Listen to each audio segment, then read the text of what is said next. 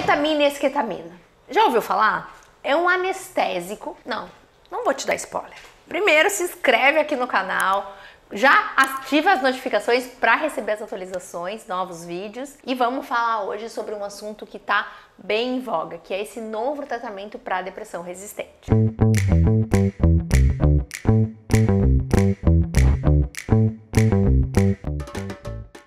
Ketamina. A ketamina é um anestésico que, através dos estudos, eles começaram a perceber que ele tinha um potencial antidepressivo rápido. Então, o paciente, logo depois que ele acordava muitas vezes de uma anestesia, ele estava se sentindo melhor. E aí começou a se fazer estudos há vários anos para ver se realmente isso se provava, se realmente fazia diferença no tratamento da depressão o paciente fazer o uso da ketamina. Só que a ketamina é um anestésico injetável e que tem um potencial de risco de abuso. Por quê? Dependendo de como é feito o uso, ele pode dar sintomas de euforia, de excitação. Então tem que ter muito cuidado com o uso, tanto que quando ele é feito de forma endovenosa, ele tem que ser aplicado lentamente pelo risco de sintomas dissociativos, que é aquela sensação que a gente tem de meio que sair do corpo, como se a gente não estivesse no lugar. É uma sensação um pouco desconfortável, mas que a gente tem percebido um aumento do uso recreativo da ketamina, que está super contraindicado, não preciso nem falar disso.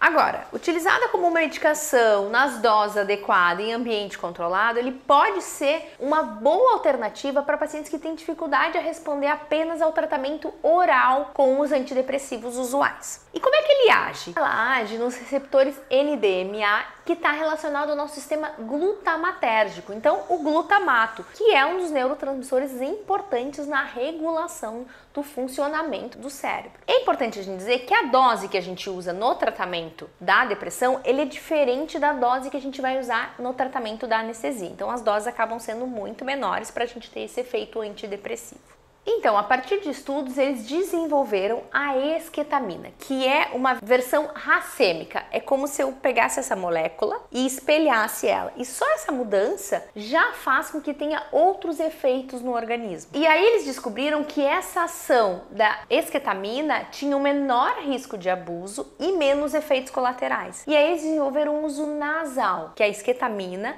a gente tem através do uso nasal. É um aplicador que o próprio paciente vai aplicar, só que em clínicas credenciadas, hospitais credenciados, para fazer essa aplicação, esse tratamento. Não vai ter disponível na farmácia para o paciente chegar lá e comprar. O médico vai fazer a indicação do tratamento e aí ele vai até a clínica para fazer. E mesmo com esse menor risco de abuso, a gente tem que ter cuidado. Então, o psiquiatra fez a indicação, o paciente iniciou o tratamento. Como é que é esse tratamento? Como é que o paciente começa? No primeiro mês, o paciente vai fazer 2 aplicações por semana. Então, a gente vai ter 8 doses no primeiro mês. No segundo mês, o paciente vai fazer 1 dose por semana, 4 aplicações no mês. Nos meses seguintes do tratamento mais de manutenção, o paciente vai fazer de 1 a 2 doses ao mês. É importante reforçar que a esquetamina ela está indicada no tratamento auxiliar. Então, o paciente vai continuar fazendo tratamento com o seu psiquiatra, vai continuar tomando os antidepressivos que o paciente está tomando e vai ter como auxiliar a esquetamina. Claro que a gente tem que entender que não são todos os pacientes que vão melhorar, mas é mais um dos arsenais terapêuticos que a gente tem para pacientes com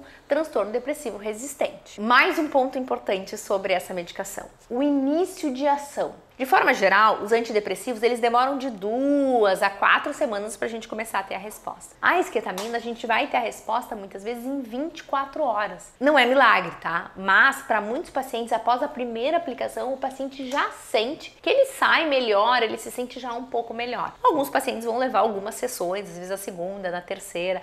Tem pacientes que às vezes na 6ª sessão vai perceber que realmente teve uma melhora. Mas é uma opção que a gente tem que pensar. Os principais efeitos colaterais da medicação são enjoo, dissociação, que é aquilo que eu expliquei, como se sentir fora do corpo ou sentir que tu não tá no ambiente, vômito, sonolência e aumento da pressão arterial. É importante a gente reforçar que a questão da pressão arterial, ela vai ser medida antes da aplicação da medicação e depois. E quando o paciente for lá na clínica fazer a medicação, ele vai ter que ficar em observação mais ou menos 2 horas para ver esses efeitos colaterais como é que vai ser e para depois ser liberado para ir para casa. Não é um medicamento que precisa obrigatoriamente estar internado, então ele é um tratamento ambulatorial. E como ele ainda não está no rol da ANS, que são as determinações da ANS do que os planos de saúde precisam ou não pagar, ele precisa de uma liberação especial do plano de saúde, já que ele é um medicamento de um acesso com custo muito alto. Então a gente acaba tendo que ter esse cuidado em relação à questão do custo, que ainda é alto. É uma das possibilidades de tratamento que a gente precisa conhecer, precisa saber. Então espero ter ajudado. Se ficou mais alguma dúvida, comenta aqui, não se esquece de compartilhar e a gente se vê no próximo vídeo.